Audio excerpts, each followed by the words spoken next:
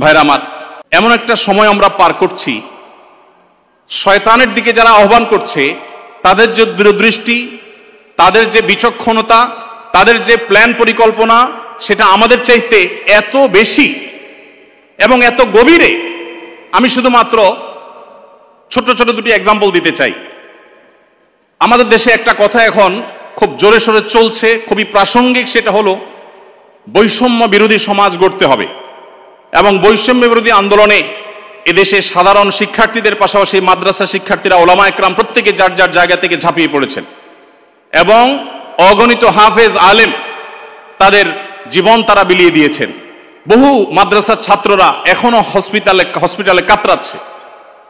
কিন্তু অবাক করা বিষয় হলো, যে বৈষম্য দূর করবার জন্য মানুষ রক্ত দিয়েছে, এখানে মাঝখান থেকে আমরা দেখতে পাচ্ছি যে শয়তানের চক্ররা বৈষম্য দূর করবার নাম দিয়ে তারা সমকামিতা এখানে প্রতিষ্ঠা করবার চেষ্টায় লিপ্ত। আপনারা গতকালকের একটা নিউজ হয়তো অনেকে দেখেছেন যে কলকাতার আরজি কর হসপিটালের একজন ডাক্তার, একজন নারীর চিকিৎসক, তার প্রতি পাশবিক নির্যাতন করা হয়েছে এবং তাকে হত্যা করা হয়েছে ভারতে। এটার প্রতিবাদে ঢাকা ইউনিভার্সিটিতে একটা আয়োজন হয়েছে 16 আগস্ট রাতে, এবং সেই আয়োজনে বর্তমান অন্তর্বর্তীকালীন সরকারের একজন উপদেষ্টা, সমাজ কল্যাণ উপদেষ্টা, তিনি উপস্থিত হয়েছেন। এস মুর্শিদ ওনার নাম। তিনি সেখানে উপস্থিত হয়ে তাদেরকে বলেছেন যে তোমরা কিছু দাবি দাওয়া পেশ করো, কিছু দাবি দাওয়া দাও তোমরা, যে দাবি দাওয়াগুলো বাস্তবায়নের জন্য আমরা ঝাঁপায় পড়ব। তিনি প্রকাশ করছেন যে আমরা ঝাঁপায় পড়ব তোমাদের সেই দাবি দাওয়া বাস্তবায়ন, তোমরা সেগুলো দাও। দাবি দাওয়া তো রেডি ততক্ষণে, তিনি দিতে বলছেন এবং বলছেন যে ঝাঁপায় পড়ব আমরা। এবং তিনি আরো কিছু কথা সেখানে বলেছেন, আমি সেগুলোতে আর যাচ্ছি না। তার পুরো কথার খোলাসা হলো যে পুরা তার কাছে যে সরকারি শক্তি আছে, তার পুরো ডিপার্টমেন্ট ঝাঁপায় পড়বে সেগুলো বাস্তবায়ন করবার জন্য। শুধু তাদেরকে উৎসাহ দিচ্ছেন, তিনি অনুপ্রাণিত করছেন যে তোমরা সেগুলো দাও। তারা দিয়েছে। তারা কি দিয়েছে? 13টা দফা বা দাবি দিয়েছে। এই 13টা দফা দাবির ভিতরে আমি যদি একটু পড়ে শোনাবার চেষ্টা করি, এর ভিতরে একটা দাবি ছিল 3 নম্বরের, সেটা হলো ধর্ম, গোত্র এবং বর্ণের ঊর্ধ্বে গিয়ে প্রতিটি লিঙ্গের মানুষের সম্পত্তিতে সমান অধিকার দিতে হবে। এটা আমাদের প্রচলিত আইন বিরুদ্ধ যেমন, তেমনি এদেশের সংখ্যাগরিষ্ঠ মানুষ মুসলমানদের কোরআনে কারিমের সুস্পষ্ট বিধানের হুবহু বিপরীত। এর আগে বিভিন্ন সরকার যেটা চেষ্টা করেছে, করতে পারে নাই। এখন বৈষম্য দূর করবার নাম দিয়ে কলকাতায় হয়েছে কি, আর তারা দাবি করছে কি? কলকাতায় হয়েছে, একজন নারী চিকিৎসক পাশবিক নির্যাতনের শিকার হয়েছেন, তাকে খুন করা হয়েছে। পৃথিবীতে মুসলমানরা নারীদের অধিকার নিয়ে যখন কথা বলেছে, তখন আজকালকার নারীবাদীদের জন্ম হয়নি। মুহাম্মদ সাল্লাল্লাহু আলাইহি সাল্লাম যখন নারী অধিকার নিয়ে কথা বলেছেন, তখন এই নারীবাদীদের 14 গোষ্ঠীর কারোর জন্ম হয় নাই। যেখানে মেয়ে হিসেবে জন্মগ্রহণ করলে জীবন্ত পুঁতে ফেলা হতো, যেখানে মেয়ে হিসেবে জন্মগ্রহণ করা অপরাধ ছিল, সেই সমাজে নারীকে শুধুমাত্র মুক্তই করেননি নবী সাল্লাল্লাহু আলাইহি সাল্লাম, শুধুমাত্র মৃত্যুর হাত থেকে রক্ষাই করেননি, নারীকে আকাশের উচ্চতায় তুলে দিয়ে গেছেন। কোনো বাবা মা যদি 2টি কন্যা সন্তানকে সঠিকভাবে যথাযথভাবে লালন পালন করে, তার জন্য জান্নাতের গ্যারান্টি দিয়েছেন। তার বিপরীতে 1 ডজন ছেলে সন্তান পালন করলেও এই সুসংবাদের কথা নবী সাল্লাল্লাহু আলাইহি সাল্লাম বলেন নাই। তো সেই মুসলমানদেরকে যদি নারীদের অধিকারের সবক শুনাতে আসা হয়, তো সেটা দুর্ভাগ্যজনক বিষয় ছাড়া আর কিছুই না। ভাইরা আমার, এখানে আপনারা দেখতে পাচ্ছেন হয়েছে একজন নারী চিকিৎসকের প্রতি জুলুম নির্যাতন, সেটার প্রতিবাদ হবে, কিভাবে তার জুলুম থেকে রক্ষা করা যায় সেটা বলা হবে। দাবি হচ্ছে কি দেখেন, প্রায় সবগুলো দাবি সম্পূর্ণ অপ্রাসঙ্গিক। তার মানে একটা সুনির্দিষ্ট এজেন্ডা বাস্তবায়ন করবার জন্য ইচ্ছাকৃতভাবে অপ্রাসঙ্গিকভাবে এই সমস্ত দাবিগুলো তারা তুলে আনছে। এর ভিতরে একটা হলো, দেখেন যেটা বললাম, ধর্ম, গোত্র, বর্ণের ঊর্ধ্বে উঠে, মানে কোরআনের বিধানকে সাইডে রেখে বাদ দিয়ে সকল লিঙ্গের মানুষের সম অধিকার। এখানে একটা জিনিস দেখেন, সকল লিঙ্গের মিনিংটা কি? সকল লিঙ্গ মানে কি? নারী পুরুষ? জি না। মূলত সমকামিতার কথা সরাসরি না বলে এই যে সকল লিঙ্গ, তারপরে যে আপনার জেন্ডার ডাইভার্সিটি, জেন্ডার বৈচিত্র্য, লিঙ্গ বৈচিত্র্য, এগুলো সবগুলোর মিনিং হলো যে এখানে তারা সমকামিতাকেও একটা লিঙ্গ হিসাবে, সমকামীদেরকে একটা লিঙ্গ হিসাবে, ট্রান্সজেন্ডারদেরকে একটা লিঙ্গ হিসাবে এখানে প্রবেশ করাচ্ছে, সরাসরি বলছে না। তো যাই হোক, এখানে কোরআন কারীমের আয়াতের বিধান থেকে আমাদেরকে, সারা দেশের মানুষকে সরে আসার জন্য আহ্বান করছেন। এই দেশে ছাত্ররা বৈষম্য বিরোধী, কোটা বিরোধী আন্দোলন করেছে কি কোরআন কারীমকে পরিবর্তন করবার জন্য? কোরআনের বিধানকে উল্টাবার জন্য মুসলমানরা রক্ত দিয়েছে? কিন্তু তারা তো সে দাবি করছে। আমাদের ছাত্রদের, আমাদের মুসলমানদের রক্তকে তারা কিসের বিনিময়ে বিক্রি করছে দেখেন। দ্বিতীয় দাবি দেখেন, ইউনিফর্ম ফ্যামিলি কোড চালু এবং তার বাস্তবায়ন করতে হবে। এটার সহজ কথা হলো যে মুসলিম পারিবারিক আইন যেটা আছে এটা তুলে দিতে হবে, এবং তারা যে সমাজ চায় সেই সমাজ সোজা কথা বাস্তবায়ন করতে হবে, যেটা এই দেশের সংখ্যাগরিষ্ঠ মানুষের চিন্তা, দর্শন, মূল্যবোধের পরিপন্থী। 4 নম্বর এটা। 5 নম্বর দফা হলো এখানে সন্তানের অভিভাবকত্বের আইন পরিবর্তন করতে হবে। নারীকে সন্তানের অভিভাবকত্ব দিতে হবে। কোরআন পুরুষকে, বাবাকে অভিভাবকত্বের দায়িত্ব দিয়েছে এবং সেটা আমাদের সমাজে প্রতিষ্ঠিত, এটা আমাদের সমাজের সংস্কৃতি, এটা এদেশের মানুষের আবহমান কাল থেকে আসা সংস্কৃতি, এটাকে পরিবর্তন করে ফেলতে হবে। দেখুন, এগুলো এতটা অপ্রাসঙ্গিক এই সমাজে যে এগুলো নিয়ে এদেশের মানুষের কোনো কনসার্ন নাই, কিন্তু তাদের কনসার্ন আছে। এরপরে দেখেন 5 নম্বর হলো সন্তানের অভিভাবকত্বের আইন পরিবর্তন। 7 নম্বর হলো নারী, আদিবাসী, প্রতিবন্ধী এবং ভিন্ন লৈঙ্গিক পরিচয়ের মানুষকে, দেখেন নারী আসছে, আদিবাসী আসছে, প্রতিবন্ধী আসছে, এরপরে আবার নারীর পরে আবার ভিন্ন লৈঙ্গিক পরিচয়ের মানুষ বলতে কি বোঝানো হয়? পুরুষ এবং মহিলা ছাড়া ভিন্ন লিঙ্গ এর পরিচয় দেয় যারা, তারা কারা? ট্রান্সজেন্ডার, আরো সহজ করে বলতে গেলে সমকামী। কারণ একজন পুরুষ যখন নিজেকে নারী ঘোষণা করে তখন তিনি আরেকটা পুরুষের সাথে বিয়ে বসে, কারণ তিনি ঘোষণা করছেন নিজেকে নারী, এখন একটা পুরুষের সাথে বিয়ে বসেন। যখন একটা ছেলেকে বিয়ে করেন তিনি, তখন আগে থেকেই তো তিনি পুরুষ, এখন একটা ছেলেকে বিয়ে করলেন, তাহলে সমান সমান কি দাঁড়ালো? সমকামী। তো এই সমকামিতা এদেশে মানুষকে গিলানো সহজ হবে না, সেজন্য এই সমস্ত শব্দের মায়ের পেশ তারা দিচ্ছে। আপনি দেখেন প্রতিটা দফায় হয়ে, আর তারা দাবি করছে কি? তো এই যে ব্যাপারটা দেখেন, এখানে তারা বলছে যে নারী, আদিবাসী, প্রতিবন্ধী এবং ভিন্ন লৈঙ্গিক পরিচয়ের মানুষদের প্রতিনিধিত্বের জন্য যৌক্তিক অনুপাতে কোটা বরাদ্দ দিতে হবে। যে কোটা বিলুপ্তির জন্য এত কিছু, সেই ছাত্রদের করা সরকারের উপদেষ্টা এখন কোটা চাচ্ছেন সমকামীদের জন্য। বলেন, এই মানুষগুলো যারা শারীরিকভাবে সুস্থ সবল, তারা নিজের মেধায় তো লড়তে পারেন, কিন্তু এখানে নারীদের জন্য শুধু কোটা চাচ্ছেন তিনি তা না, তিনি ভিন্ন লৈঙ্গিক পরিচয় ধারণকারী মানুষদের অর্থাৎ সমকামীদের জন্য তিনি কোটা চাচ্ছেন। সমকামীদের শুধু বৈধতা দেওয়ার কথা বলছেন না, তাদের জন্য কোটা রাখার দাবি করা হচ্ছে। আচ্ছা দেখেন, এরপরে আমরা দেখতে পাচ্ছি যে 8 নম্বর যে দাবি, সে দাবিতে লেখা আছে যে বলা হয়েছে যে 1860 সালের গর্ভপাতের আইন বাতিল করতে হবে, নারীকে গর্ভপাতের পরিপূর্ণ স্বাধীনতা দিতে হবে। মানে জেনা ব্যভিচার হবে, অসামাজিক কার্যকলাপ হবে, মনে চাইলে গর্ভপাত করবে, এই বিষয়গুলো ইজি করে ফেলতে হবে, সোজা কথা। তো গর্ভপাতের মাধ্যমে যে ভ্রূণ হত্যা করা হয়, এটা কি হত্যা না? হত্যা না। তো মানবতার ধ্বজাধারীরা দাবি করছেন কিসের? যে একটা মানব ভ্রূণ হত্যা করার অনুমতি দিতে হবে, স্বাধীনতা দিতে হবে। এ দাবি করছেন কারা?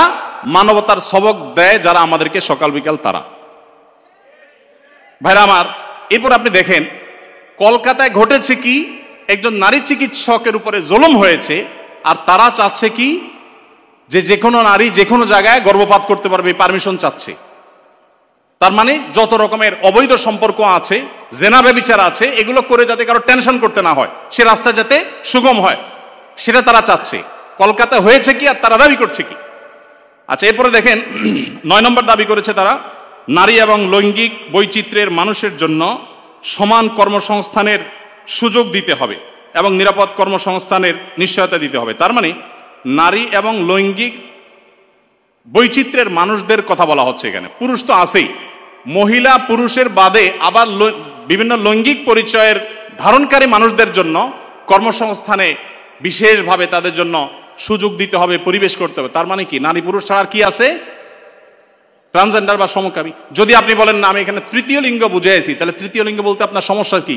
লৈঙ্গিক বৈচিত্র্য শব্দ বলতে কতগুলো অক্ষর ব্যবহার করতে হয়েছে, উচ্চারণ করাও তো একটু কঠিন। আপনি তৃতীয় লিঙ্গে বলতে সমস্যা কোথায়? হিজড়া বলতে যদি আপনি না চান, না বললেন। তৃতীয় লিঙ্গ তো আমাদের দেশের স্বীকৃত ভাষা, সংবিধানের ভাষা, তাহলে সেটা ব্যবহার করতে অসুবিধা কোথায়? তার মানে এটা তাদের উদ্দেশ্য না। আমি তো দায়িত্ব নিয়ে বলতে পারি এটা তাদের উদ্দেশ্য। তাদের উদ্দেশ্য হলো সমকামী বা ট্রান্সজেন্ডারদেরকে তারা সমাজে প্রতিষ্ঠা করবার অপচেষ্টায় লিপ্ত। ভাইরা আমার, এখনো দেশের কিছুই ঠিক হয় নাই, কত জটিল অবস্থা। এখনো পুলিশ ভালো করে তাদের কাজে যোগদান করতে পারেনি, এখনো স্থবিরতা আছে, স্টাবল হচ্ছে না। সবাই সর্বাত্মক সহায়তা করছে, আমরা সবাই সহায়তা করছি। এই শুরুতে এসেই দেখেন তারা একটা পর একটা দফা দিচ্ছে এবং সেখানে এদের দফার সাথে দফা দেওয়ার জন্য, দাবি দেওয়ার জন্য উপদেষ্টা মহোদয় তাদেরকে বলছেন এবং বলছেন ঝাঁপিয়ে পড়বেন তিনি এই দাবিগুলো বাস্তবায়ন করবার জন্য। এরপরে 10 নম্বর দাবি দেখেন, প্রতিটি ভিন্ন ভিন্ন লৈঙ্গিক পরিচয়ের মানুষের রাষ্ট্রীয় পরিচয়পত্রে তার লৈঙ্গিক পরিচয়ের স্বীকৃতি থাকতে হবে। তার মানে পুরুষ, মহিলা, ট্রান্সজেন্ডার বা সমকামী এটা থাকতে হবে। পুরুষ মহিলা তো আছেই, তাহলে প্রতিটি লৈঙ্গিক পরিচয় ধারণকারী মানে কি বুঝাচ্ছেন আপনি? আপনি বলেন যে পুরুষ, মহিলা, হিজড়া বা তৃতীয় লিঙ্গ, এটা তো হয়ে যায়। কিন্তু প্রত্যেকটা মানে কি? প্রত্যেকটা লিঙ্গ পরিচয় ধারণকারী মানুষের মিনিং হলো এটা। বিগত আমলে আমাদের স্কুলে, এমনকি আলিয়া মাদ্রাসার পাঠ্যপুস্তকে যে পাতায় পাতায়, লাইনে লাইনে, পৃষ্ঠায় পৃষ্ঠায় যে সমকামিতার কুশিক্ষা, এই অপসংস্কৃতি এবং বস্তাপচা সস্তা এই চিন্তাধারা এবং বিকৃত ব্যবস্থাপনাকে যারা এই সমাজে পুশ করার চেষ্টা করছে, আমাদের সমাজে এর বাইরে হাজারটা বিষয় আছে, সেগুলো নিয়ে তাদের কোনো মাথা ব্যথা নেই। আবার সেই একই জিনিসের পদধ্বনি আমরা এখনই শুনতে পাচ্ছি। ভাইরা আমার, 11 নম্বর দাবি ছিল তাদের, সব ধরনের লৈঙ্গিক বৈষম্যকারী আইন বাতিল করতে হবে। সব ধরনের লৈঙ্গিক বৈষম্যকারী আইন বাতিল করতে হবে। ওই যে মেয়েদের, ছেলেদের মিরাসের যে আইন আছে সেটা বাতিল করতে হবে। তারপরে যায় আপনার সমকামীদের বিরুদ্ধে আমাদের দেশে আইন রয়েছে, আপনারা জানেন, সমকামিতা লিপ্ত হলে 2 বছর কারাদণ্ডের কথা বলা আছে, সেগুলো বাতিল করতে হবে। এই যে দাবিগুলো আছে, আপনারা এবার মিলান যে কলকাতাতে একজন নারী চিকিৎসক তিনি জুলুমের শিকার হয়েছেন, তার সেই জুলুমের বিরুদ্ধে সর্বকণ্ঠে আমরা শতকণ্ঠে প্রতিবাদ জানাবো। কিন্তু এখানে প্রতিবাদ জানাতে গিয়ে দাবি যেগুলো তোলা হচ্ছে সবগুলো হলো সমকামী এবং ট্রান্সজেন্ডারদের জন্য দাবি। এই যে ষড়যন্ত্র, এটা আমাদের দেশে নতুন না। যারাই যখন আসে বিদেশিদের টাকা পয়সা ফান্ড পেয়ে তারা সেগুলোকে এই দেশে পুশ করার অপচেষ্টায় লিপ্ত থাকে। তারা জানে না এদেশের ওলামা একরাম তাদের শেষ রক্তবিন্দু থাকা পর্যন্ত এ সকল অনাচারের বিরুদ্ধে তারা কথা বলে যাবেন। এদেশের ওলামা একরাম, এদেশের দিনদার মানুষের কোনোদিন এটা বাস্তবায়ন হতে দিবে না। মালয়েশিয়ানরা যদি সমকামীদের যে সিম্বল, তাদের যে রংধনুর সিম্বল, সেই কালারগুলো, সেই 6 কালার, এগুলো যদি কেউ কোনো পোশাকে, আশাকে, ঘড়িতে, কোনো কিছুতে ধারণ করে, আমি যদি ভুল না বলে থাকি, না জেনে থাকি, তাহলে 3 বছর কারাদণ্ডের কথা বলা আছে। তো মালয়েশিয়ান গভর্নমেন্ট যদি এটার বিরুদ্ধে এত শক্ত অবস্থানে থাকার পরেও তারা উন্নতির চরম শিখরে পৌঁছে যায়, আমরা তাদের কাছে চাকর হওয়ার জন্য লালায়িত থাকি, তাহলে এরা আমাদেরকে কোথায় নিয়ে যেতে চায়? একজন উপদেষ্টা মহোদয়, তিনি বর্তমানে আমাদের প্রচলিত আইন সংবিধানে থাকা জিনিসের বিরুদ্ধে, সবচেয়ে বড় কথা হলো আইন সংবিধানের চেয়েও বড় জিনিস হলো এদেশের সকল ধর্মের মানুষের কাছে ঘৃণিত একটা বিষয়কে সমাজে স্টাবলিশড করবার জন্য রীতিমতো প্রকাশ্যে এখন তারা নেমেছেন। এখন একজন আলেম হিসাবে, একজন দায়ী হিসাবে আমাদের বুদ্ধিবৃত্তিকভাবে এই সকল ষড়যন্ত্র মোকাবেলা করতে হবে। আমরা এদেশের বৈষম্যের বিরুদ্ধে, যত প্রকার বৈষম্য আছে সেই বৈষম্যের বিরুদ্ধে ওলামা একরাম কথা বলেছেন। সবচেয়ে বেশি বৈষম্যের শিকার তো আলেম সমাজের দেশে। আলেমদের চাইতে, দাড়ি টুপি এবং হিজাবের চাইতে বেশি বৈষম্য এদেশে কার প্রতি হয়েছে? আমাদের এই সমাজে শুধুমাত্র এই স্বাধীনতার পর থেকে না, ব্রিটিশ আমল থেকে শুরু হয়েছে। ওলামা একরাম এবং দিনদার মানুষ তারা এই সমাজের সবচেয়ে নিগৃহীত, সবচেয়ে নিষ্পেষিত। একটা বাজেট ঘোষণার পর বাজেট নিয়ে কেমন বাজেট হয়েছে, বাজেট ভাবনা জানতে চায় বিভিন্ন মিডিয়াগুলো, আপনি জানেন। টকশো যেরকম হয়, অনেক সময় দেখা যায় বাহিরে তারা সাধারণ মানুষের, জনমানুষের বাজেট ভাবনা তারা জানতে চায়। একজন রিকশাওয়ালাকেও জিজ্ঞাসা করে, রিকশাওয়ালা ভাই, এই যে বাজেট সম্পর্কে আপনার কোনো মন্তব্য আছে কিনা? কিন্তু আপনারা অবাক হবেন, আজ পর্যন্ত বাজেট নিয়ে কোনো আলেমের বক্তব্য কোনো মিডিয়া আমার জানা মতে জানতে চাই নাই যে আলেমদের ভাবনা কি। আলেমদের কোনো ভাবনা থাকতে পারে না? এদেশে 3.25 লক্ষ মসজিদ, 3.25 লক্ষ মসজিদের প্রত্যেকটা মসজিদে যদি 150 করে মুসল্লি থাকে, তাহলে 3.25 লক্ষ মসজিদের ইমাম সাহেবরা, আলেমরা, তারা কমপক্ষে 4 কোটি মানুষের নেতৃত্ব দিচ্ছেন। এত বিশাল জনগোষ্ঠীর মানুষকে ইগনোর করতে করতে করতে করতে আপনারা একেবারে দেয়ালে পিঠ ঠেকিয়ে দিয়েছেন। সময়তো ভাইরা আমার, আপনারা দেখেছেন আজকের ঘটনা যে ঢাকা বিশ্ববিদ্যালয়ের একজন শিক্ষক, তিনি রমজান মাসে বিশ্ববিদ্যালয়ের শিক্ষার্থীদেরকে বিশ্ববিদ্যালয় আঙ্গিনায়, যে বিশ্ববিদ্যালয় জায়গা দান করেছে একজন মুসলমান নবাব, যে বিশ্ববিদ্যালয় চলে বেশিরভাগ মুসলমানদের করের টাকায়, সেই বিশ্ববিদ্যালয় মুসলমানদের জায়গায় মুসলমানদের টাকা, বেশিরভাগ মুসলমানদের টাকা যেখানে, সেখানে সেই প্রতিষ্ঠানে কোরআনে কারীম তেলাওয়াত করা হয়েছে, তার জন্য শোকজ যিনি জারি করেছেন, তাকে আজকে শিক্ষার্থীরা যে কোরআনে কারীমের তেলাওয়াত শুনিয়েছেন তার কক্ষে গিয়ে আপনারা দেখেছেন। অবাক করা বিষয় কি জানেন? এদেশের এক শ্রেণীর মিডিয়া এটাকে নিয়ে সমালোচনা করে বলছে যে জোর করে কোরআন শোনানো তো ঠিক না। নীতিবাক্য শুনেছেন? জোর করে কোরআন শোনানো ঠিক না, মনে হয় যে জোর করে আয়নাগরে নিছে। যারা জোর করে আয়নাগরে নেওয়ার বিরুদ্ধে কোনোদিন একটা শব্দ বলতে পারে নাই, তারা এখন আল্লাহর কালাম শুনাইছে একজন মুসলমান দাবিদার মানুষকে, কোনো হিন্দু কেউ শোনায় নাই, সেটার বিরুদ্ধে তারা প্রতিবাদ করতেছে জোর করে কোরআন তেলাওয়াত করা শিখবে। তাহলে জোর করে কোরআন তেলাওয়াত বন্ধ করা ঠিক আছে? রমজানে যখন কোরআন তেলাওয়াত করতে দেওয়া হয় নাই, সেখানে শোকজ জারি করা হয়েছে, সেটা ঠিক ছিল? তাহলে তুমি নিজের বেলায় খুব অধিকারের পরে সোচ্চার, অন্যের বেলায় একেবারে সোচ্চার না। দেখুন, আমাদেরকে মানবাধিকারের কথা বলা হয়, আমরাও মানবাধিকারের কথা বলি, কিন্তু আমরা মানবাধিকার বলতে মিন করি একটা, ওরা মানবাধিকার বলতে মিন করে সমকামিতা, সমকামীদের অধিকার। আমরা বৈষম্য বিরোধী বলতে চাই সমাজে হিন্দুদের প্রতি কোনো বৈষম্য হবে না, খ্রিস্টানদের প্রতি কোনো বৈষম্য হবে না, নারীদের প্রতি কোনো বৈষম্য হবে না, কারোর প্রতি কোনো বৈষম্য হবে না, হুজুর শ্রেণীপতির বৈষম্য হবে না। দাঁড়িয়ে আছে তাহলে সে চাকরির জন্য অনুপযুক্ত বিবেচনা করা হবে দায়ের কারণে, এই বৈষম্য হবে না। টুপি আছে, হিজাব আছে, সেজন্য সে ভার্সিটিতে চান্স পাবে না বা তার প্রতি বৈষম্যমূলক আচরণ করা হবে, এগুলো থাকবে না। এদেশে মানুষ এই বৈষম্য দূর করতে চায়, আর ওরা আছে এদেশে সমকামীদের অধিকার প্রতিষ্ঠা করে তথাকথিত বৈষম্য দূর করার জন্য। তো আমাদের বৈষম্য বিরোধী চেতনা আর তাদের বৈষম্য বিরোধী চেতনা এক না। আমাদের বলতে এখানে আমি হুজুর শ্রেণী কথা বলছি না, এদেশের সর্বস্তরের মানুষ যদি গণভোট নেওয়া হয়, সমকামিতাকে এদেশে অধিকার হিসেবে এই বিকৃত যৌনতা চর্চা করে আমেরিকাতে, পৃথিবীর উন্নত দেশগুলোতে যে পরিমাণ ধ্বংস ডেকে এনেছে, সেখানকার রাস্তা রাস্তা অভিভাবকরা নেমেছে প্রতিবাদ করবার জন্য। আপনার একটা ভিডিও, ভাইরাল একটা ভিডিও দেখেছেন, কোন একটা গণমাধ্যমের কোন একটা টকশো বা টেলিভিশনের কোন একটা প্রোগ্রামে বাবার সামনে তার ট্রান্সজেন্ডার একটা মেয়ে আসছে, দেখে ছেলে ছিল সে, সম্ভবত মেয়ে হয়ে গেছে, সেই চিত্র দেখে বাবা যে হাওমাও করে কেঁদেছেন, গোটা পৃথিবীর মানুষের বিবেকে আঘাত করেছে। এই বিকৃত যৌনাচারের যারা প্রবর্তক, যারা এর ধ্বজাধারী, এরা ওই বিকৃত জিনিসটাকে আমাদের দেশে প্রবেশ করাবার অপচেষ্টায় লিপ্ত আছে। এরা জানে না যে এই স্বপ্ন এই দেশের মানুষ আসলে কখনো বাস্তবায়ন হতে দিবে না। ভাইরা আমার, অতএব আমরা যারা দাওয়াতি কাজ করব, সময়ের এই চাহিদাগুলো বোঝার চেষ্টা আমাদেরকে করতে হবে। আমাদেরকে বিভিন্ন নাস্তিক্যবাদ, ধর্মহীনতার দিকে নিয়ে যাওয়া হচ্ছে, এমন এমন শব্দ দিয়ে মানব ধর্মের কথা বলে মানুষ হিসাবে আমাদের পরিচয়কে বড় তুলতে হবে, ধর্মীয় পরিচয় বড় বিষয় না। এগুলো সবগুলো হলো নাস্তিকতার প্রথম ধাপ, যেগুলো শোনার পর আমাদের দেশে এক শ্রেণীর সাধারণ মুসলমানরা না বুঝে তারাও সেগুলোকে অ্যাপ্রিসিয়েট করে যে কত সুন্দর কথা, হিন্দু না, বৌদ্ধ না, মুসলমান না, আমার কাছে মানুষ হিসাবে অধিকার চান। আমরা সবাই খুব অ্যাপ্রিসিয়েট করি। দিন শেষে এটা যে নাস্তিক্যবাদের প্রতি আহ্বান, এটা যে তথাকথিত মানব ধর্মের সেই বস্তাপচা সস্তা আহ্বান, এটা আমরা অনেকে বুঝতে পারছি। এই জন্য ভাইরা, যারা দাওয়াতি ফিল্ডে কাজ করবেন, আল্লাহর পথে মানুষকে আহ্বান করবেন, বিচক্ষণতার সাথে এবং দূরদৃষ্টির সাথে এই কাজটা সম্পাদন করতে হবে। এই জন্যই তো প্রশিক্ষণের প্রয়োজন, এই জন্যই শেখার প্রয়োজন, এই জন্যই বোঝার প্রয়োজন। আল্লাহ তাআলা আমাদের সবাইকে সেই যোগ্যতা দান করুন। ভাইরা আমার, যত রকমের ষড়যন্ত্র আছে সেগুলো আমাদেরকে খুব গভীরভাবে উপলব্ধি করতে হবে এবং সেগুলোর বিরুদ্ধে আমাদের প্রত্যেককে সামাজিক সচেতনতা গড়ে তুলতে হবে।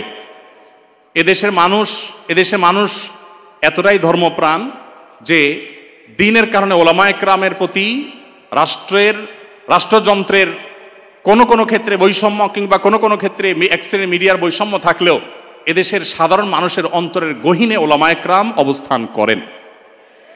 একজন আলেমকে যে সম্মান, যে রেসপেক্ট সাধারণ মানুষ করে, কোনো পলিটিশিয়ানকে, কোনো পদস্থ কর্মকর্তাকে তিনি যত বড়ই হন না কেন, অন্তরের গভীর থেকে প্রকৃত যে ভালোবাসা থেকে যে শ্রদ্ধাটা হয়, সেই শ্রদ্ধাটা কখনো এদেশে মানুষ অন্য কাউকে নিবেদন করে না।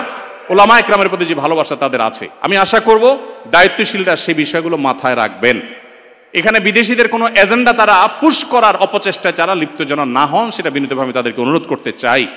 এগুলো যদি করা হয়, এদেশে কোনো মানুষ সেটাকে সহ্য করবে না ইনশাআল্লাহ তাআলা।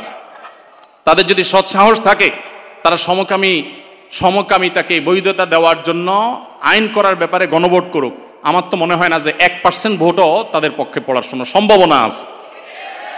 ভাইরা আমার, অতএব এই যে যারা আমাদেরকে মত প্রকাশের স্বাধীনতার কথা বলে এবং সবক শিখায়, তারাই যদি আমাদেরকে এমন জিনিস চাপায় দেয় যেটা এদেশের কোনো মানুষ বিশ্বাস করে না, তাহলে এর চাইতে বড় বাক স্বাধীনতা হরণ আর কি হতে পারে। বিধায় আমরা আশা করব যে যারা দাওয়াতি কাজ করেন তারা এই টোনগুলো বোঝার চেষ্টা করবেন, যে আপনাকে বৈষম্য বলতে কি বুঝাচ্ছে, মানবাধিকার বলতে আপনাকে দিয়ে বলাচ্ছে কি, আর তার মতলবটা কি, এটা বোঝার চেষ্টা আমাদেরকে করতে হবে। এর সময় তো ভাইরা আমার, আমাদের সামনে চ্যালেঞ্জেসগুলো এত বেশি এবং এত ভয়াবহ। প্রিয় নবী সাল্লাল্লাহু আলাইহি সাল্লামের উম্মত হিসাবে আমাদের প্রত্যেককে দাঈ ইলাল্লাহ হওয়ার শপথ গ্রহণ করতে হবে। আমরা সবাই দাওয়াতের কাজ করার জন্য প্রস্তুত আছি তো ইনশাআল্লাহ? দায়ী হওয়ার জন্য আলেম হওয়া সবসময় জরুরি না। নবী করিম সাল্লাল্লাহু আলাইহি সাল্লাম বলেছেন, আলা লিউবাল্লিগ মিনকুমুশ শাহিদু আল গায়বা, তোমাদের মধ্যে যারা উপস্থিত আছো তারা অনুপস্থিত যারা আছে তাদের কাছে পৌঁছে দাও। বাল্লিগু আন্নি ওয়ালাউ আয়াহ, একটি আয়াতের ইলম যদি কারোর কাছে থাকে তাহলে তিনি সেটা অন্যদের কাছে পৌঁছে দিবেন।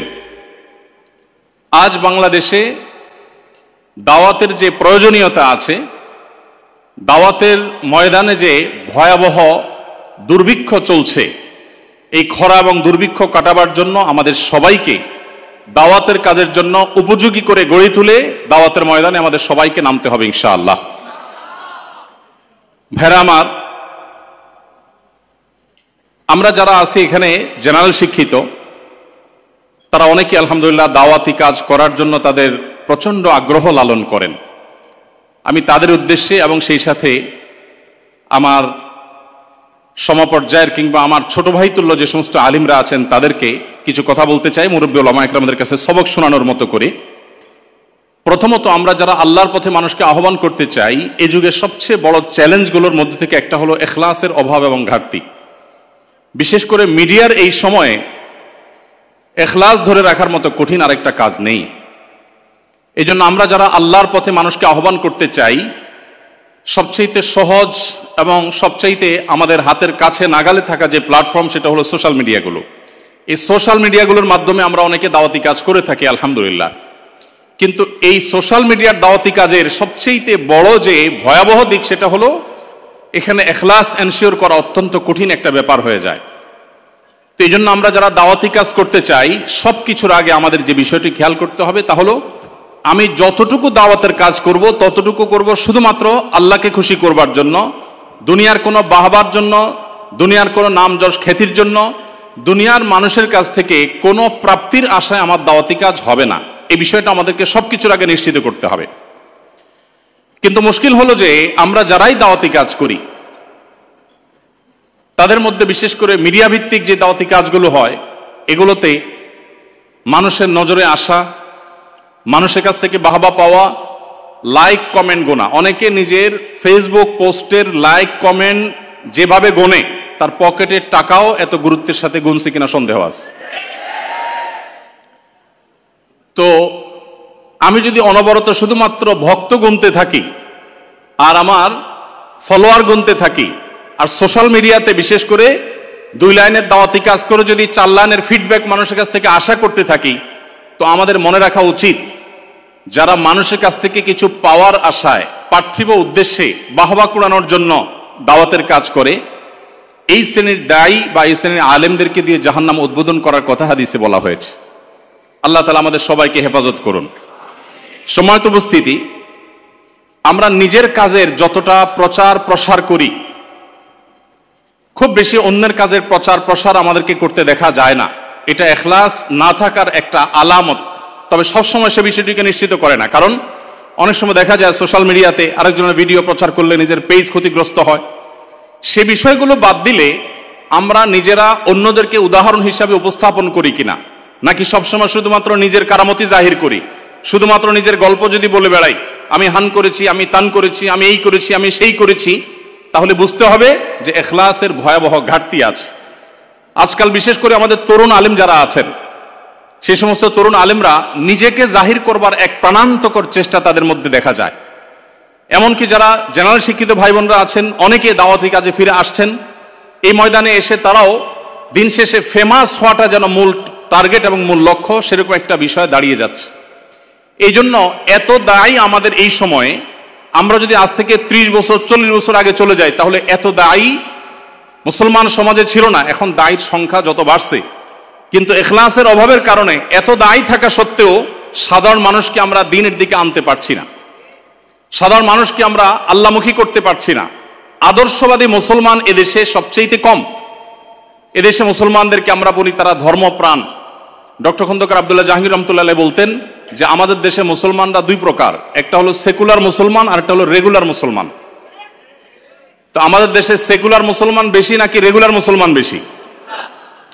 বুঝে শুনে কোনো মুসলমানের জন্য কোনোভাবে সেকুলার হওয়ার কোনো সুযোগ আদৌ আছে? কিন্তু এই ধারণা আমাদের অনেকের নাই। তো রেগুলার মুসলমান, সেকুলার মুসলমানদেরকে যদি রেগুলার মুসলমান বানাইতে হয়, আদর্শবাদী মুসলমান যদি বানাতে হয়, তাহলে আমাদের দাওয়া হতে হবে দাওয়া বিল ইখলাস। আল্লাহর পথে আহ্বান হবে শুধুমাত্র আল্লাহকে খুশি করবার জন্য। আর এটা প্রমাণ হবে তখন যখন আমি নিজের দিকে দাওয়াত না দিয়ে দাওয়াত দিব কোরআন এবং সুন্নাহর দিকে, দাওয়াত দিব আমি ইসলামের দিকে, দাওয়াত দিব নবী সাল্লাল্লাহু আলাইহি ওয়াসাল্লামের আদর্শের দিকে। এবং দাওয়াত আমি শুধু আমাকে দিয়েই দিব না, অন্য ওলামা একরামের বক্তব্য, তাদের লেখনী, তাদের বই পুস্তক, সেগুলো দিয়ে। আমি আলহামদুলিল্লাহ নিজেকে এই জায়গায় সংশোধিত করবার জন্য, আমার নিজের আত্মশুদ্ধির জন্য পরিকল্পনা করে আমি কিছু কাজ করার চেষ্টা করি, আপনাদের সঙ্গে শেয়ার করার উদ্দেশ্য যাতে আপনারাও এরকম কোনো আইডিয়া বা আরো বেটার কোনো আইডিয়া আপনারা বের করতে পারেন। আমি চেষ্টা করি, আমার বাসায়, আমার অফিসে প্রচুর পরিমাণ বই থাকে এবং প্রচুর পরিমাণ বই আমার গাড়িতে থাকে। এখানে যে সমস্ত ওলামা একরাম আছেন তাদের অনেক বই কিনতে কিনতে আমার ফতুর হওয়ার দশা। 10টা 20টা 30টা করে করে সবসময় কিনে রাখি আমি। যে আসে কোনো একজন মেহমান তাকে একটা বই দেওয়ার চেষ্টা করি। সাধারণত নিজের বই তো সবাই দেয়, কিন্তু অন্য আলেমের বই দেওয়া, এটার নজির আমাদের সমাজে খুব বেশি নাই। তো নিজের মনে না চাইলেও নফসকে সাইজ করবার জন্য পরিকল্পিতভাবে নফসের বিরুদ্ধে গিয়ে এই কাজটা আমি করার চেষ্টা করি। আমাদের পেজে হয়তো ভিডিও আমরা দিতে পারি না, কারণ কপিরাইটের ব্যাপার থাকে। এই কপিরাইটের ব্যাপারের কারণে অন্যদের ভিডিও দেওয়াটা কঠিন হয়ে যায়।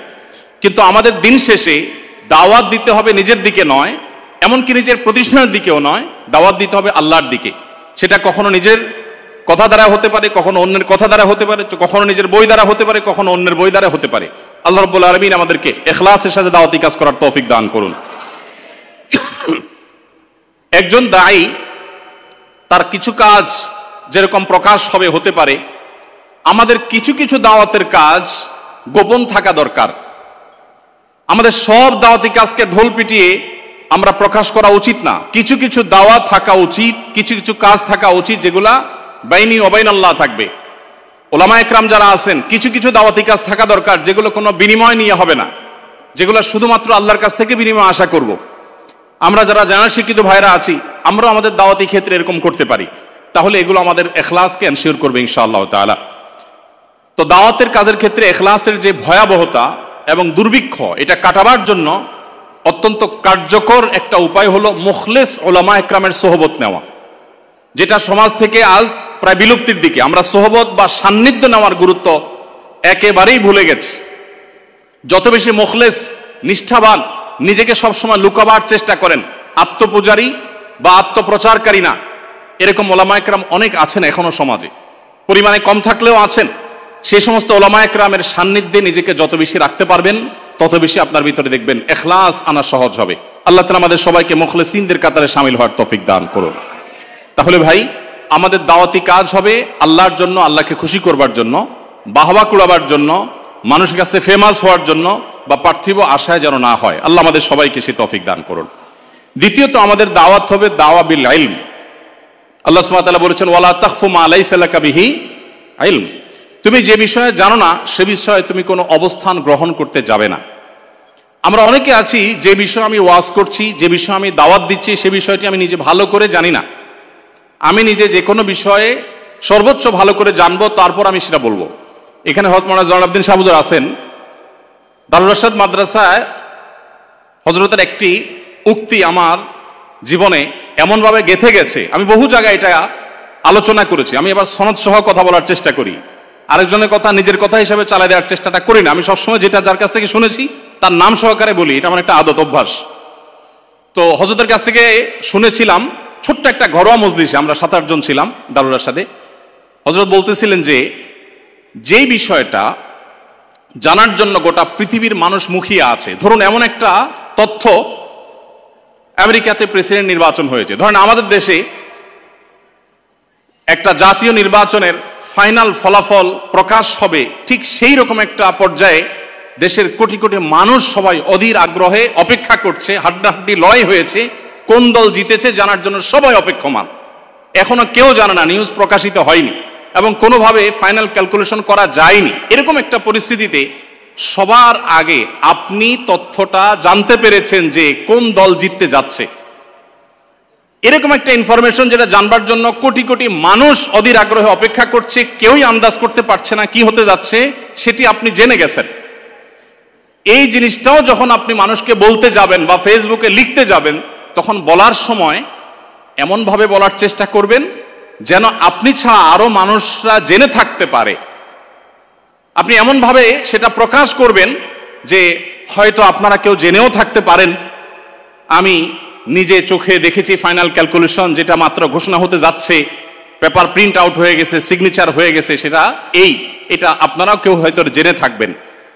একজন দাঈ ইলাল্লাহ, আল্লাহর পথে আহ্বানকারী দায়িত্বশীল মানুষ, তার কথার ভিতরে এরকম বিনয় থাকবে।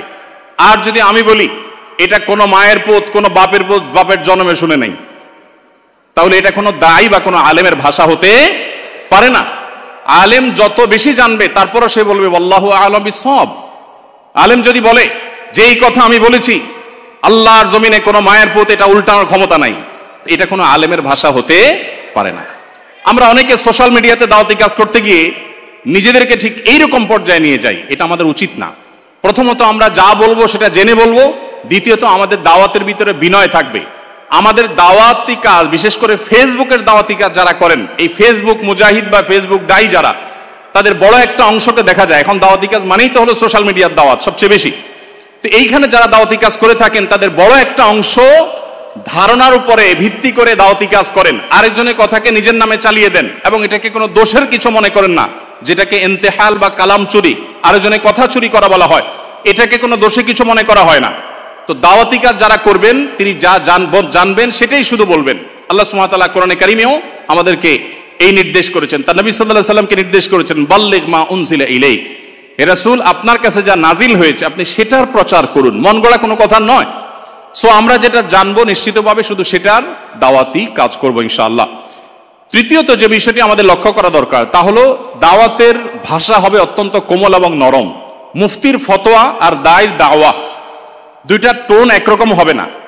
আমরা বেশিরভাগ মানুষ দাওয়াতি কাজ করতে যাই, বিশেষ করে সোশ্যাল মিডিয়াতে, সেটার মুডটা থাকে ঝগড়াটে মুড, মনে হয় যে আমরা ঝগড়া করতে নেমেছি। আমাদের দাওয়াতি কাজে যতটা না দরদ থাকে তার চেয়ে বেশি থাকে জেদ। আমাদের দাওয়াতি কাজে যতটা না মমতা মাখা কথা থাকে তার চাইতে বেশি থাকে হলো জাজমেন্টাল কমেন্ট। আমরা কাকে কখন কাফের বানাবো, কাকে কখন গোমরা ফতোয়া দিব, আমরা সেটা নিয়ে চিন্তিত। আমরা অন্যকে নিয়ে যতটা চিন্তা করি আমাদের নিজেদের নিয়ে এতটা চিন্তা বা এর ধারে কাছেও নাই। আমরা অন্যের ব্যাপারে যত, নিজের ব্যাপারে যত সুধারণা করি, অন্যের ব্যাপারে ঠিক উল্টা, অর্থাৎ তার চাইতে অনেক বেশি কুধারণা আমরা করি। আল্লাহ তাআলা আমাদের সবাইকে নেক হওয়ার তৌফিক দান করুন। ভাইরা আমার, এই পরিস্থিতির একটা বড় কারণ আছে, সেটা হলো 4 নম্বর কারণ, সেটা হলো আমরা যারা দাওয়াতি কাজ করি বেশিরভাগ মানুষ দাওয়াত শেখা ছাড়া দাওয়াতি কাজ করি। আমি সবসময় বলার চেষ্টা করি যে আমরা তরুণ আলেম যারা আছি অথবা জেনারেল শিক্ষিত ভাই যারা আছেন, সিনিয়র ওলামা একরাম, মুরব্বী, আল্লাহ ভীরু, মুত্তাকি, পরহেজগার, বিচক্ষণ, বিদগ্ধ, সময় সচেতন ওলামা একরামের সরাসরি সান্নিধ্য এবং তত্ত্বাবধান সবসময় থাকা উচিত। এই একটা জিনিসের অভাবে অনেক সম্ভাবনাময় দায়ী তারা অকালে হারিয়ে যান, তারা শেষ হয়ে যান। তাদের দ্বারা উম্মত অনেক বেশি উপকৃত হতে পারত, কিন্তু সেটা হয়ে উঠছে না। হঠাৎ করে তারা একেবারে অনেক বেশি চমকে ওঠেন, আবার হঠাৎ করে তারা নিভে যান। এর অন্যতম কারণ হলো এই জায়গাটা। এই জন্য আমি বিনীতভাবে আপনাদেরকে অনুরোধ করতে চাই, আল্লাহর ওয়াস্তে সোশ্যাল মিডিয়াতে যখন দিনের কাজ করবেন, কোরআন এবং হাদিসকে রিপ্রেজেন্ট করবেন, আল্লাহ এবং তার রাসূলের পথে মানুষকে আহ্বান করবেন, আপনার ভুলগুলো ধরার জন্য কোনো একজন বা একাধিক মুরব্বী যেন থাকে, যার কথা আপনি শুনবেন, যার সাথে আপনি পরামর্শ করবেন। আপনাদেরকে আমরা ক্ষুদ্র একটা তথ্য দিয়ে রাখি। আমরা আমাদের পেজে যে পোস্টগুলো করি, যে লেখাগুলো যায়, প্রত্যেকটা লেখা পাবলিকলি প্রকাশ করবার আগে, পাবলিশ করবার আগে আমাদের একটা টিম আছে, সেই টিমে আমরা দেই। প্রতিটা লাইন, প্রতিটা শব্দ সেখানে চুলচেরা বিশ্লেষণ হয়, এবং সেখানে দেখা যায় আমার পেজে আমি লিখব, আমি কোনো একটা বিষয় বলবো, একজন আমাদের সহকর্মী, একজন আলিম বা কোনো একজন গ্রুপের মেম্বার, তিনি বললেন না এটা উচিত হবে না, এটা চেঞ্জ করা উচিত, বা এটা দেওয়া দরকার নাই। দেখা যায় তার কথাই আমাদেরকে মানতে হয়। অনেকে হয়তো মনে করেন যে র্যান্ডমলি বোধহয় লেখাগুলো আমরা দিতে থাকি। জি না, এত সহজ না। প্রতিটা লাইন, প্রতিটা শব্দকে আমরা মশওয়ারা ভিত্তিক বিশ্লেষণ করে তারপরে সেটা আল্লাহর উপর তাওয়াক্কুল করে আমরা দেওয়ার চেষ্টা করি। এরপরও কত ভুলভাল হয়ে যায়। তাহলে আমরা যারা নিজেকে স্বয়ং সম্পূর্ণ মনে করছি, আশরাফ আলী থানভী রহমতুল্লাহ আলাইহি বলতেন, जो अपने आप को मुस्तकिल बिज़ात समझता है वो मुस्तकिल बज़ात है। যে নিজেকে নিজে স্বয়ংসম্পন্ন মনে করে, যার কোনো মুরব্বীর প্রয়োজন নাই, যার কোনো গাইডের প্রয়োজন নাই, যে কোনো কারোর তত্ত্বাবধানের প্রয়োজনীয়তা অনুভব করে না, সে আসলে কখনো ভালো দায়ী হতে পারে না। এই জন্য ভাইরা, আমাদের এত দায়ী, এত হাজার হাজার আমাদের ফেসবুক মুজাহিদ, কিবোর্ড মুজাহিদ, এত বেশি আমাদের দাওয়াতি কাজ করা মানুষ আছে, কিন্তু কোয়ালিটি নেই। এর অন্যতম কারণ হলো যে দাওয়াতি কাজ আমরা শেখার চেষ্টা করি না। আমরা মানুষটা 2 টাকার কথা বলি 4 টাকা ওজনের। আমি মানুষটা যতটুকু, আমি সে ওজনে কথা বলবো। আমাদের অনেক ভাইরা আছেন, তারা দেখা যায় সলিউশন দেন যে মুসলিম মিল্লাতের কি করা উচিত, গোটা বিশ্ব মুসলিমদের এই মুহূর্তে কি করা উচিত। এই সমাধান দিচ্ছেন কে? আমার মতো বাচ্চা ছেলে, দাওয়াতি ফিল্ডে নাবালেগ বাচ্চা ফতোয়া দিচ্ছেন বা সমাধান দিচ্ছেন যে গোটা পৃথিবীর মুসলমানদের এই মুহূর্তে কি করা উচিত, গোটা দেশের আলেমদের এখন কি করা উচিত। এটা গাইডলাইন করতেছেন একজন তরুণ, একজন এখনো পাকাপোক্ত হননি দাওয়াতের ময়দানে, এরকম একজন মানুষ। আমি এর আগে বিভিন্ন জায়গায় বলেছি, আমার একটা বক্তব্যকে কেন্দ্র করে আজ থেকে আরো বছর 10 আগে, আরো বেশি হবে বোধহয় 12-13 বছর আগে, আমার এক বন্ধু, একজন বড় ডাক্তার, দিনদার, তিনি এক সময় বাম রাজনীতির সাথে জড়িত ছিলেন, পরবর্তীতে আল্লাহ তাকে হেদায়েত দিয়েছেন। তো আমি তার চেম্বারে রুগী হয়ে গেছি, আবার আমাকে স্নেহ করেন, ভালোবাসার মানুষ। তো উনি আমাকে প্রসঙ্গত বললেন, আপনার ওই বক্তব্যটা শুনছি, শুনে আমার কাছে মনে হয়েছে যে পাকার আগে আপনারা মাইকের সামনে চলে আসছেন। এটা আমাকে উনি বললেন, ডাক্তার সাহেব বললেন যে আপনাদের সমস্যা হলো আপনারা হুজুরদের অনেকে আছেন, আপনি সহ, যে আপনারা পাকার আগে মাইকের সামনে চলে আসছেন। উনি কয়েকজন দায়ীর নাম বললেন, ডক্টর আব্দুল্লাহ জাহাঙ্গীর রহমতুল্লাহর কথা বললেন, আর কয়েকজন দায়ীর নাম বললেন ওনারা পাকছেন, তারপরে মাইকের সামনে আসছেন, যার কারণে তাদের কথার ভিতরে সে পুক্ততা বোঝা যেত। অবশ্য তার অনেক বছর পরে ওনার সাথে আমার দেখা হওয়ার পর উনি মুস্কি হাসি দিয়ে বললেন, আপনি এখন একটু পাকছেন বলে মনে হয়। তো উনি যখন এই প্রথম কমেন্টটা করেছিলেন, আমি আল্লাহর শপথ করে বলতে পারি আমি একটু সেটাকে নেগেটিভলি নেইনি। আমি বরং খুব ভালোভাবে ভাবতে শুরু করলাম যে নিশ্চয়ই কোনো এক জায়গায় ঘাপলা ঘাটতি আছে, নাহলে এই লোকটা আমার মহব্বতের মানুষ, সে কেন কমেন্ট করবে। পরে আমি বক্তব্যটা আবার শুনলাম, 2-3 শোনার পর আমার মনে হলো হ্যাঁ, এখানে বাড়াবাড়ি আছে, এখানে অনেক বেশি আমি স্ট্রেস দিয়ে ফেলছি, যেটা এভাবে দেওয়া উচিত হয়নি। তো ভাইরা আমার, আপনারা যারা দাওয়াতি কাজ করতে চান, আমি আপনাদেরকে করজোড় করে অনুরোধ করতে চাই, আল্লাহর ওয়াস্তে, যেহেতু এটা দাওয়া কনফারেন্স চলছে, আপনারা অবশ্যই সিনিয়র, বিদগ্ধ, বিচক্ষণ, মুত্তাকি, আল্লাহ ভীরু, নিজের কথা অনুযায়ী আমল করেন, দুনিয়াদার না, এরকম মানুষ একেবারে শেষ হয়ে যায় নাই। এরকম মানুষদের সান্নিধ্য আপনারা সবসময় নেবেন এবং তাদের তত্ত্বাবধানে থেকে দাওয়াতি কাজ করবেন। তারা যদি স্টপ করতে বলেন সেখানে স্টপ হয়ে যাবেন। দেখবেন আমাদের দাওয়াতি কাজে যে পরিমাণ সদস্য বেড়েছে, যত দায়ী এখন আছে, যদি কোয়ালিটিটা এনশিওর করতে পারি, তো আজকের এই পৃথিবীকে পরিবর্তন করা খুব বেশি কঠিন কিছু না ইনশাআল্লাহ। এরপর যে পয়েন্টটা বলবো তা হলো, দাওয়াতি কাজ যারা আমরা করবো ইনশাআল্লাহ, দাওয়াতি ফিল্ডে যারাই কাজ করবো ইনশাআল্লাহ, তারা সবসময় একটা জিনিস মাথায় রাখবো যে পুরুষদের পাশাপাশি আমাদের অনেক মেয়েদের মধ্যে দায়ী তৈরি করতে হবে। আমাদের দেশে নারীদের মধ্যে দাওয়াতি কাজ করবার মতো সেরকম মহিলা দায়ী, উপযুক্ত দায়ী নাই। আয়েশা রাদিয়াল্লাহু তাআলা আনহার কাছে অন্যান্য মেয়েরা দিন শিখবার জন্য আসতেন। অনেক আলেম আছেন, তার স্ত্রীকে পর্যন্ত তিনি এতটুকু যোগ্যতা গড়ে তোলেন নাই, এতটা যোগ্যতা সৃষ্টি করে দেন নাই যে তিনি আশপাশের মহিলাদেরকে, তার বিল্ডিংয়ে থাকা মহিলাদেরকে অ্যাটলিস্ট দাওয়াতি কাজ করবেন, আল্লাহর পথে আহ্বান করবেন।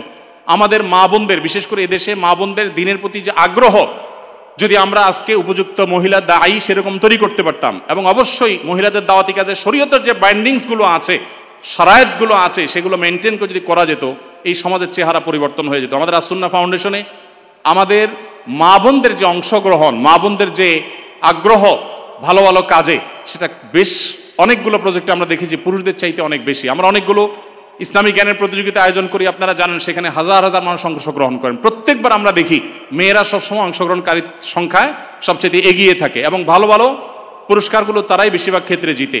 অতএব আমাদের মা বোনদের জন্য দায়ী গড়ে তোলার কাজ আমাদেরকে করতে হবে। আমাদের স্ত্রী, আমাদের বোন, আমাদের মা, তাদেরকে দিনের বেসিক বিষয়গুলো শেখাতে হবে, এবং ওলামা ইকরামদের তত্ত্বাবধানে তাদেরকে দায়ী হিসাবে গড়ে তুলতে হবে। আবার দাওয়াতি কাজের জন্য শরিয়ার বাইন্ডিং, শরিয়ার নীতিমালাকে লঙ্ঘন করে এক জেলা থেকে আরেক জায়গায় মাহরাম ছাড়া বা যাচ্ছে তা খুশি করে সংসার স্বামী সব ত্যাগ করে করবেন তিনি, সেই দাওয়াতের কথা আমি বলছি না।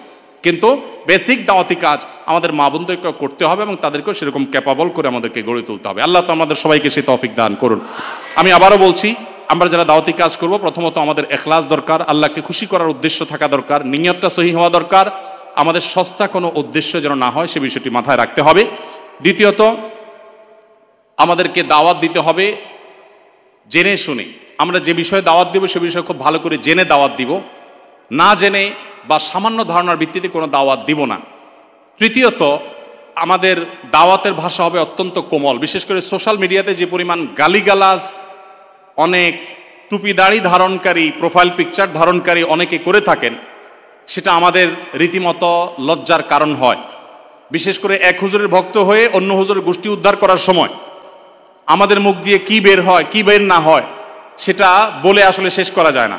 ডক্টর খন্দকার আব্দুল্লাহ জাহাঙ্গীর রহমতুল্লাহ একটা কথা বলতেন। স্যার বলতেন যে এই দেশের মানুষের কাছে যদি আল্লাহ জান্নাত জাহান্নামের ফয়সালার জিম্মাদারে দিতেন, তাহলে জান্নাত পুরোটাই খালি থাকতো। কেন খালি থাকতো? কারণ একজনের মতে আরেকজন জাহান্নামী, আবার তার মতে এ জাহান্নামী, তাহলে উভয় গড়ে জাহান্নামী, জান্নাত খালি থেকে যেত। তো আমরা এই যে জাজমেন্টাল কমেল বেশি করি, কাজের কাজ কম করি। আমাদের দাওয়াত হইতে হবে অত্যন্ত বিনয়ের সাথে, ইখলাসের সাথে, তাকওয়ার সাথে, কোমলতার সাথে। আল্লাহ আমাদেরকে সেই তৌফিক দান করুন। এরপরে যে বিষয়টি খেয়াল করতে হবে তা হলো দাওয়াতি কাজ শিখতে হবে। আমি যতটুকু দাওয়াতি কাজ করবো ততটুকু শিখবো, এবং আমার কোনো না কোনো মুরব্বী, তত্ত্বাবধানকারী, কোনো না কোনো বিচক্ষণ ব্যক্তি আমার পেছন থেকে আমাকে গাইড করবেন, শাসন করবেন, আমার ভুল ধরিয়ে দিবেন, সেই ব্যবস্থাপনা আমার রাখতে হবে। এর পাশাপাশি যেটি বলবো তা হলো দাওয়াত হবে বিচক্ষণতার সাথে, বিদগ্ধভাবে এবং বসিরতের সাথে, অন্তর্দৃষ্টির সাথে। চলমান পরিস্থিতি কি হচ্ছে, আমার কি করা উচিত, সেটা বুঝে শুনে আমাকে পদক্ষেপ নিতে হবে। আমার শব্দ চয়ন, আমার উপস্থাপন, সবকিছু এটার সাথে সংশ্লিষ্ট বিষয়। তারপরে যেটি বলেছি তা হলো দাওয়াতি কাজের জন্য আমাদের মা বোনদেরকে উপযুক্ত করে তুলতে হবে, গড়ে তুলতে হবে। তারা এক একজন যাতে অন্যান্য নারীদের মধ্যে শরীয়তের উসুল এবং জওয়াবেত, শরায়েত এগুলো মেনটেন করে তা যেন দাওয়াতি কাজ করতে পারেন। আল্লাহ রাব্বুল আলামিন আমাদের সবাইকে সেরকম যোগ্য দাঈ ইলাল্লাহ হওয়ার তৌফিক দান করুন। আল্লাহ নবীর রেখে যাওয়া দ্বীনকে আমরা মানুষের দ্বারে দ্বারে, ঘরে ঘরে, গোটা পৃথিবীতে যেন আমরা সর্বোত্তম উপায়ে পৌঁছে দিতে পারি। আল্লাহ তাআলা আমাদের সবাইকে সেরকম ক্যাপাবল এবং যোগ্য হওয়ার তৌফিক দান করুন। জাযাকুমুল্লাহ খাইর ওয়া আখিরু দাওয়ানা আলহামদুলিল্লাহি রাব্বিল আলামিন।